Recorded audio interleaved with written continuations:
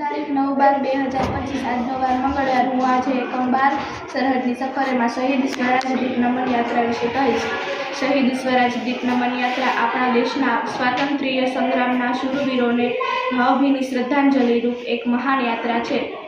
આ યાત્રાનો મુખ્ય હેતુ ભારતના સ્વાતંત્ર્ય માટે પોતાનું સર્વ અર્પણ કરનારા યુદ્ધવીરો, ક્રાંતિકારીઓ અને રાષ્ટ્રનાયકોએ આપેલું અધ્યમ યોગદાન યાદ રાખવું અને નવી પેઢીમાં રાષ્ટ્રભક્તિનો દીવો પ્રગટાવવો છે। આ યાત્રામાં ભારતની સ્વતંત્રતા માટે લડનાર અનેક વીર શહીદોની સ્મૃતિને નમન કરવામાં આવે છે।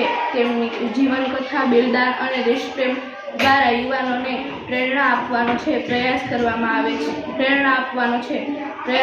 આવે છે। સ્વરાજ એટલે સ્વશાસન અને સ્વાભિમાન। આ યાત્રા સંદેશ આપે છે કે સ્વરાજ માત્ર રાષ્ટ્રીય સ્વતંત્રતા નથી, પરંતુ વિચાર, સંસ્કાર અને જવાબદારીની પણ સ્વતંત્રતા છે।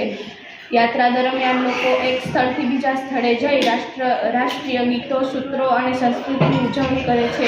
વિવિધ કાર્યક્રમો, પ્રદર્શન અને વક્તવ્યો દ્વારા ભારતના ઇતિહાસ, સંસ્કૃતિ અને વીર શહીદોના કાર્યને પ્રકાશિત કરવામાં આવે છે। આ યાત્રામાં લોકોને એકતા, ભાઈચારો, સત્ય અને અહિંસાનું મહત્વ સમજાવે છે। જય